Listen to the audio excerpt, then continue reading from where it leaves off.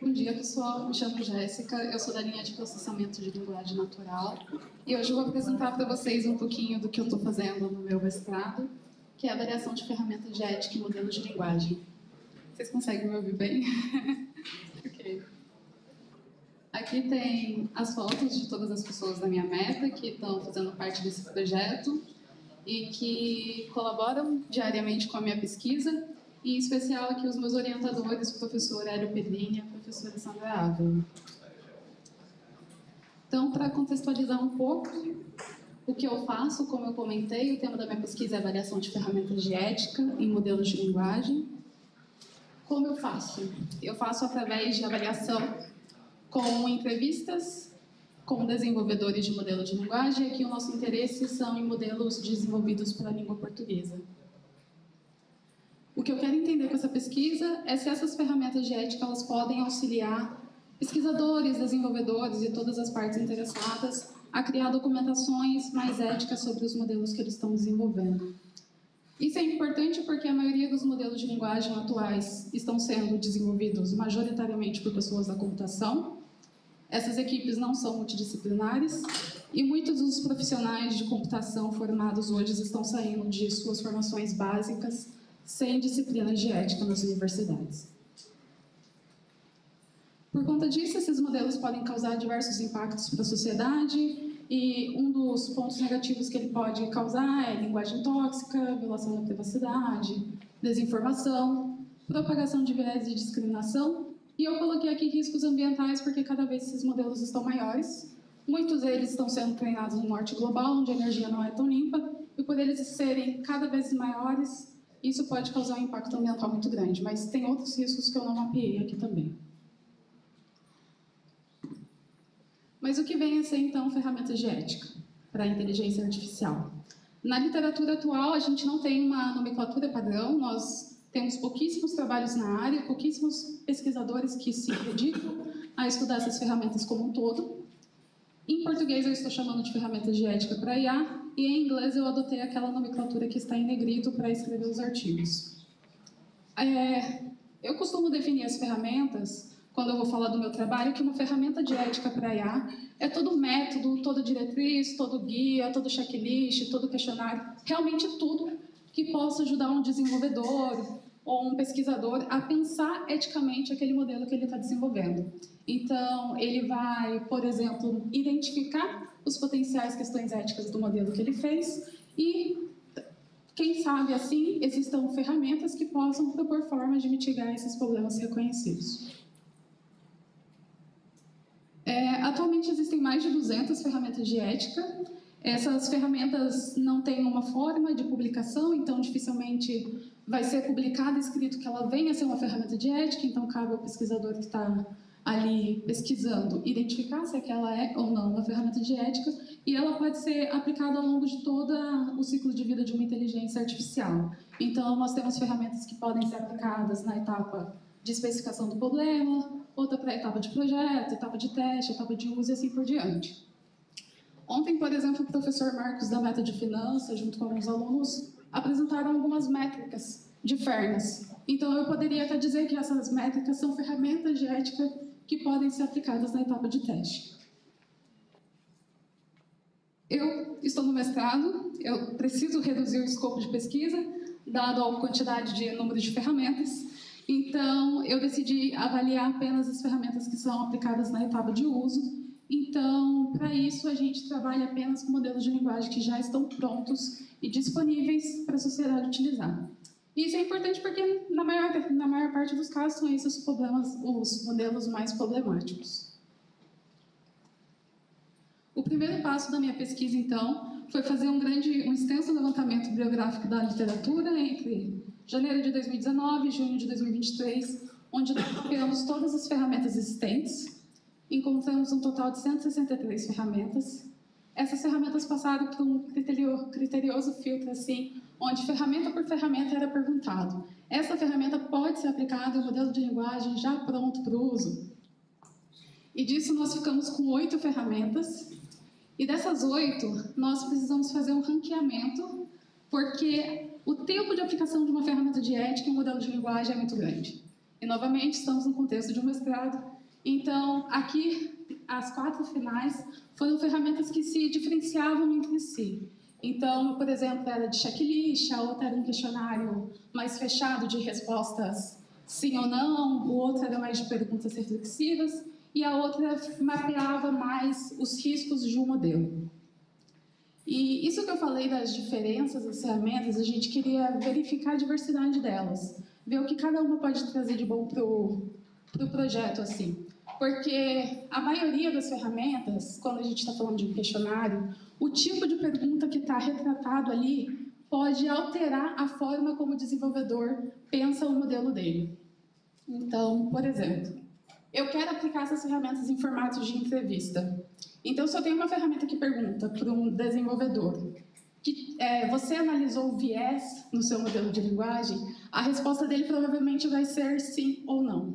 Enquanto a pergunta, tipo, quais foram os viéses que você analisou do seu modelo de linguagem, vai trazer um pouco mais de reflexão e ele vai, assim, tentar me explicar o que ele de fato fez. E isso geraria uma documentação mais responsável.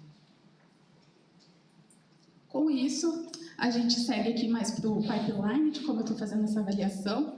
Esse projeto foi aprovado pelo Comitê de Ética da Unicamp, porque eu preciso conversar com pessoas. Então, o primeiro passo da minha pesquisa é apresentar o termo de consentimento para os participantes. Depois que eu apresento o termo de consentimento, eu apresento e explico a ferramenta que eu vou aplicar no modelo de linguagem dele.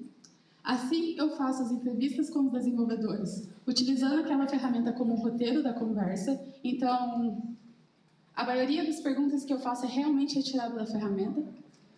Com isso, eu crio uma documentação daquele modelo de linguagem baseado na ferramenta. Essa documentação é enviada para os desenvolvedores que foram entrevistados e, então, esses desenvolvedores avaliam a ferramenta de acordo com as suas percepções. Eu tenho alguns resultados preliminares, mas eu não vou apresentar aqui. Eu vou deixar o convite para vocês irem visitar o meu pôster. E esses resultados foram com base na nossa aplicação inicial em Capivara, daquelas 4 ferramentas. E um spoiler é que os resultados mostram uma aceitação por parte dos desenvolvedores entrevistados quanto ao uso das ferramentas, mas tem muitas outras discussões que a gente poderia fazer em cima disso, então visitem o meu pôster. Além disso, a aplicação dessas ferramentas é muito demorada, então cada desenvolvedor que eu estou conversando está levando em média 10 encontros de 1 hora cada, então é muito tempo dedicado para preencher as ferramentas e, além disso, o tempo depois de criar a documentação é alto. Essa pesquisa, então, deve seguir tendo as entrevistas até junho desse ano. Algumas conclusões que eu trouxe aqui do meu trabalho, que a gente percebeu ao longo dessas aplicações, é de que muitas ferramentas elas carecem de boa documentação, de exemplos de uso e de provas de sua eficácia. E isso traz uma complicação quanto à aceitação dessas ferramentas e a utilização por parte do público. Dificilmente uma empresa vai pegar uma ferramenta que não tem uma boa documentação, um bom exemplo de uso, uma prova de sua eficácia para colocar dentro da empresa e fazer uma pessoa perder, sei lá, 12 horas preenchendo uma ferramenta. Então, se a gente tivesse ferramentas publicadas com boas documentações, seria uma forma melhor de adoção. E o que entra no segundo ponto, que não existem métodos hoje para comparar as ferramentas de ética existentes. Então, a gente não consegue dizer que uma ferramenta é melhor do que a outra. E isso é até complicado, porque como as ferramentas são diferentes entre si, às vezes cada uma tem um benefício diferente em relação à outra. Eu coloquei aqui que seria interessante a gente combinar o uso de ferramentas de ética desde o início do desenvolvimento de uma inteligência artificial, porque uma coisa que a gente notou é que, tá, legal, o seu modelo está pronto, você analisou aquela ferramenta no seu modelo e você verificou que o seu modelo tem alguns problemas éticos. Novamente, trazendo para um contexto em que hoje, diariamente, pessoas estão publicando modelos de linguagem, dificilmente uma pessoa vai deixar de publicar aquele modelo porque ele descobriu que tem problemas éticos. Então, o ganho financeiro acaba saindo em cima disso. Mas se a gente tiver ferramentas que são aplicadas ao longo de toda a etapa do ciclo de vida de uma IA, a gente pode identificar esses problemas mais cedo e tentar mitigar um pouco mais cedo. E ali, por fim, eu coloquei que ter uma ferramenta para ajudar a identificar as considerações éticas do que está sendo proposto poderia tornar o futuro da IA mais transparente, responsável e confiável. E aqui eu não estou me referindo apenas a uma ferramenta de ética, eu estou falando no geral, porque nós precisamos trazer mais considerações sobre aquilo que a gente está fazendo e propondo. E, antes de encerrar, eu queria só deixar uma reflexão de que a gente, enquanto pesquisadores e desenvolvedores, precisamos pensar eticamente aquilo que a gente está fazendo. É isso.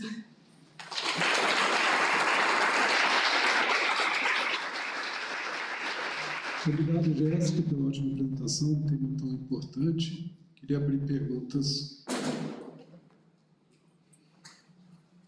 Professora Paula.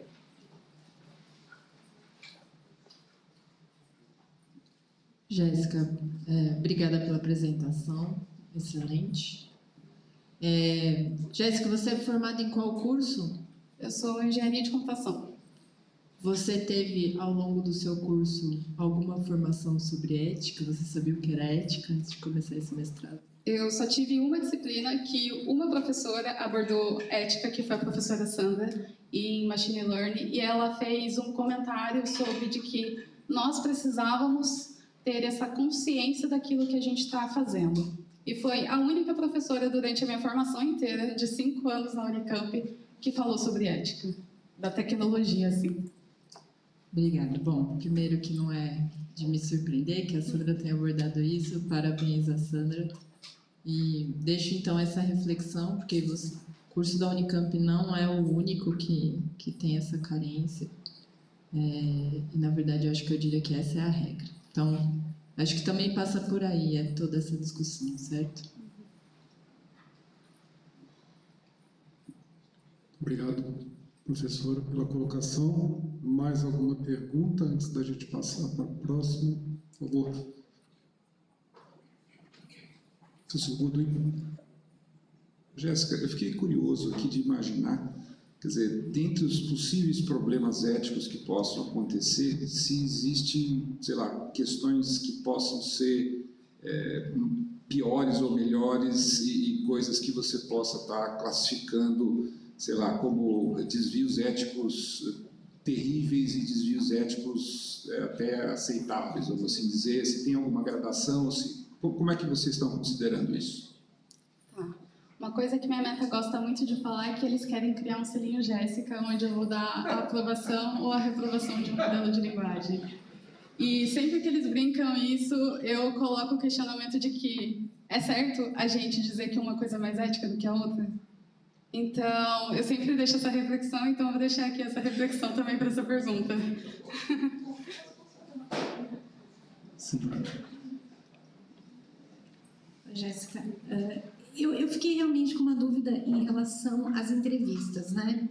Porque ética, ok, tem coisas que são eticamente tudo ok, isso é antiético, mas tem muito quando tu perguntas, por exemplo, você viu algum viés?